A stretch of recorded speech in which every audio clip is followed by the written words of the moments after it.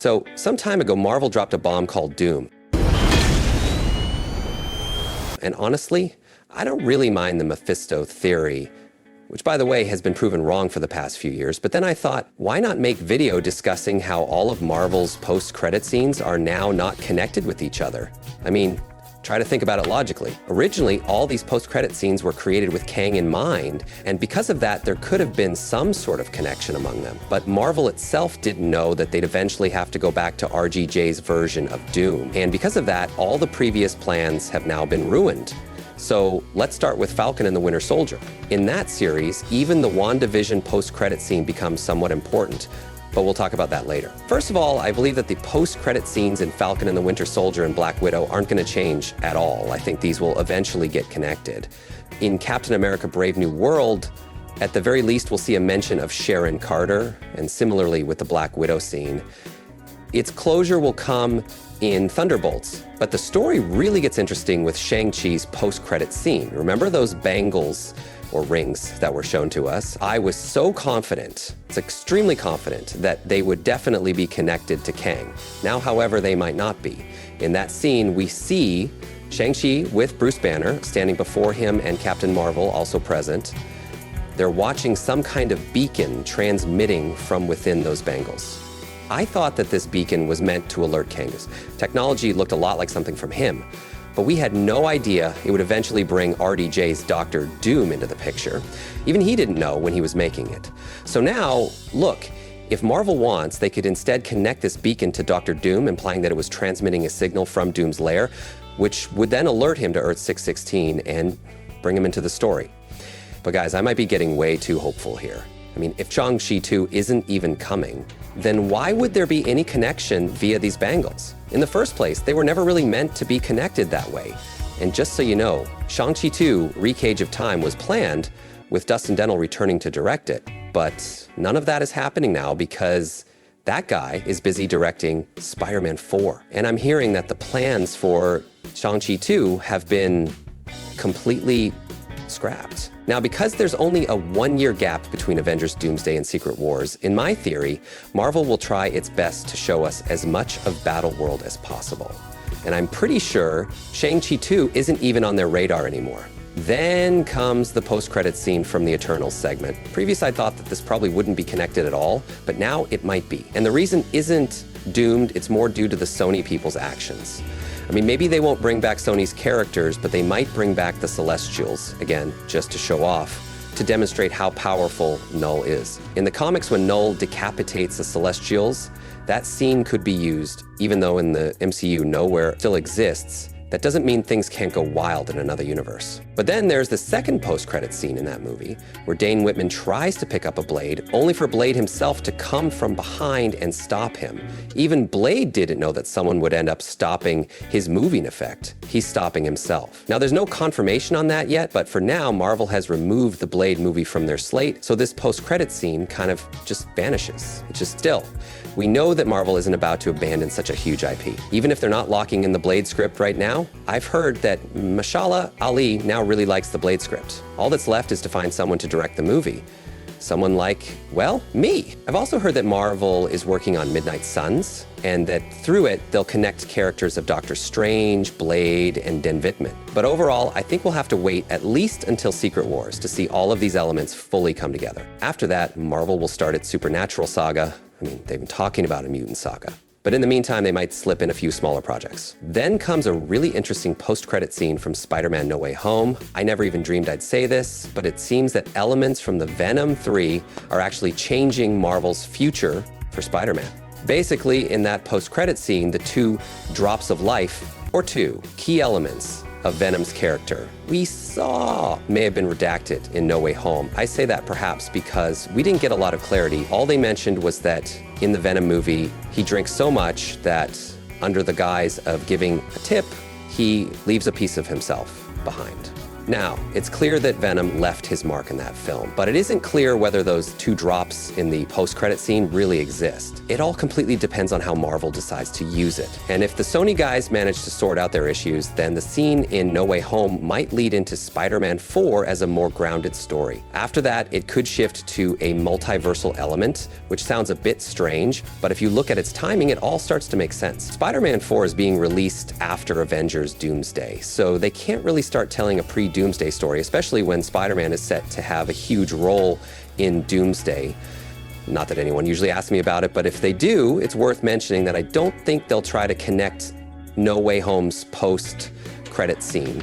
Sony has completely scrapped that idea. Then comes the post-credit scene of Moon Knight. I was kind of excited about it. To be honest, I thought I'd hear some news about Moon Knight Season 2 by now, but sadly, there's no news at all. Rumor has it that they've actually canceled Moon Knight Season 2.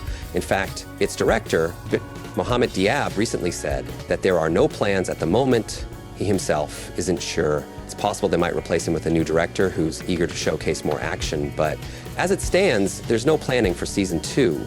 And if they ever do start it, it'll likely take place between Doomsday and Secret Wars, which would make sense if that's what they want. Rumor has it Marvel now doesn't want to spend as much budget on Moon Knight's next season, especially since they shot it entirely in Egypt, and they'll try to cut down on a lot of elements. This means we'll most likely see Moon Knight operating in New York City.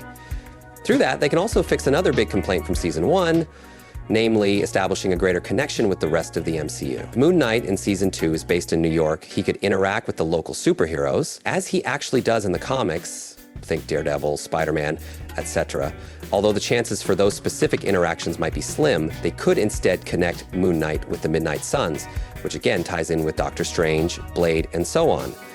Moving on, the next post-credit scene that really intrigues me is from Doctor Strange in the Multiverse of Madness. I never thought I'd say this, but to be honest, I don't see it leading anywhere. And speaking of Doctor Strange, what we're hearing about his upcoming projects isn't all good news. First of all, Doctor Strange 3 was on Marvel's radar, and we heard that they were trying to make it as soon as possible. But now it seems Doctor Strange 3 has been completely scrapped.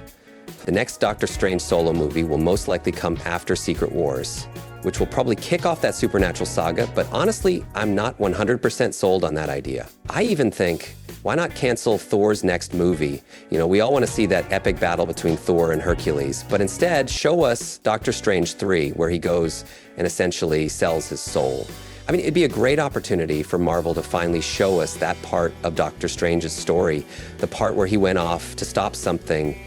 I mean the incursion storyline, if you will. Because if you don't know, in Secret Wars, Doctor Strange plays a very important role. He's like the assistant to God Emperor Doom. I can't remember his exact title. It wasn't like he was the governor or anything, but he's working for Doom.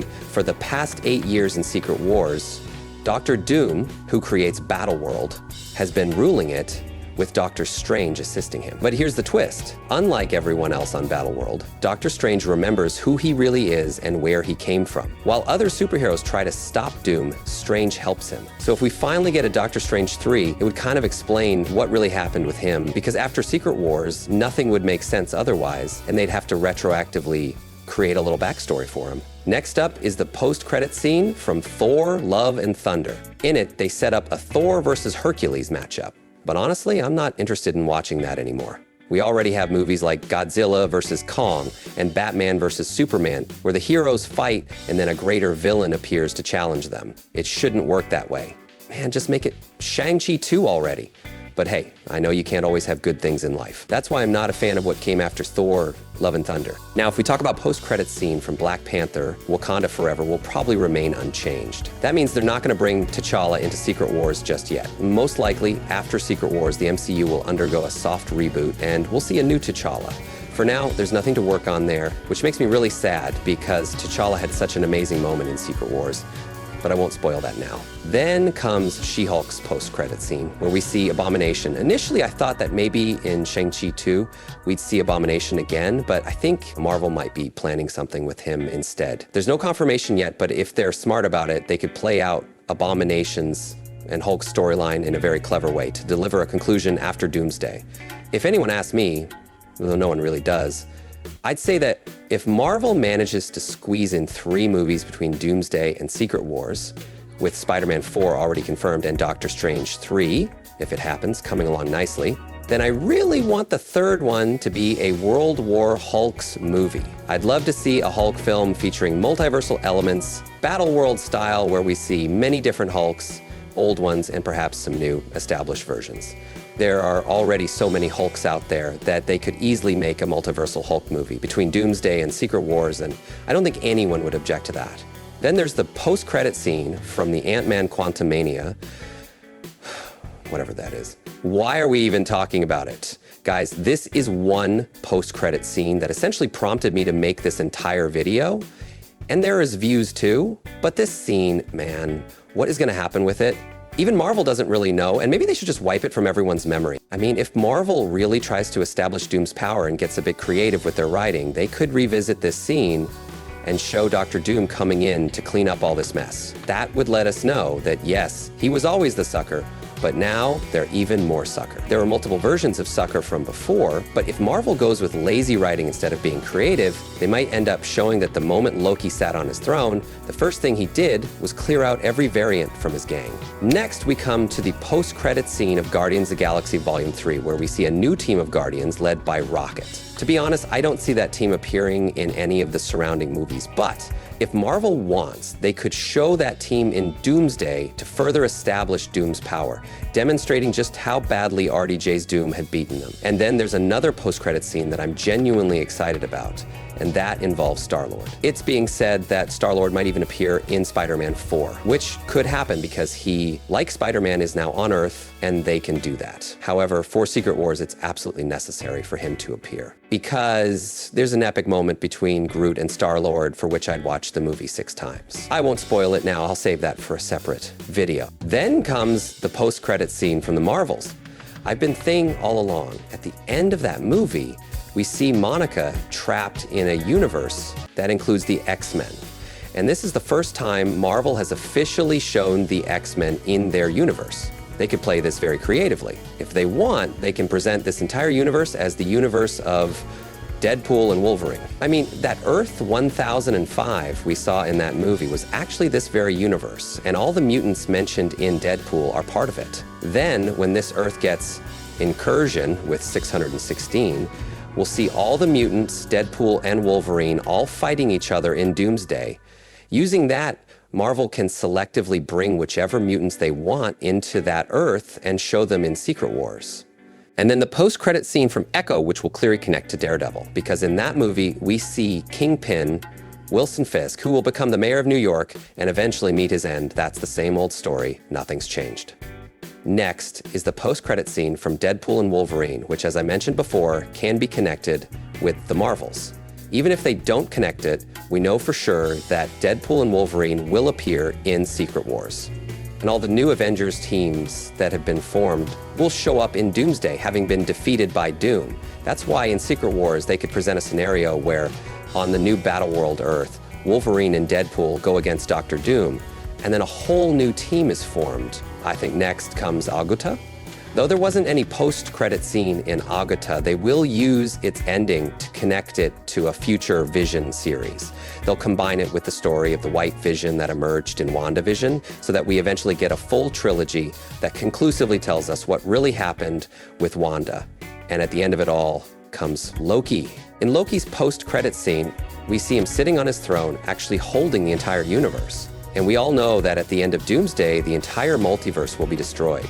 After that, God Emperor Doom, the RDJ version, will create a new battle world in Secret Wars. So what will happen with Loki then? Here, a couple of ideas come into play. First, in the comics, when Dr. Doom creates Battleworld, he doesn't have enough power on his own, so he uses a character called Molecule Man, like a battery, driving power through him to create and stabilize an entire world. But as we all know, Molecule Man isn't in the MCU yet, and there's a very high chance he won't be included. So then who will take his place? I think this job could be done by anchor beings, because every universe has one, but maybe they'll change it up a bit, and instead of Molecule Man or a generic anchor being, can use one of these two characters.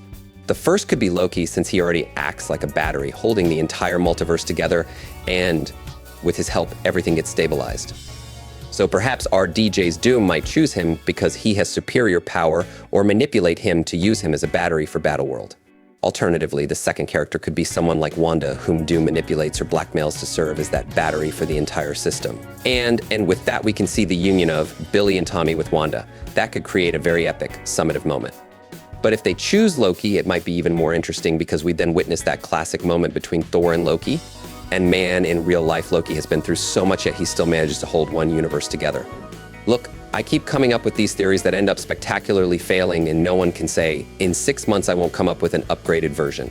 But anyway, if you want the wires of your life's battery to get connected with someone else's, then please like this video.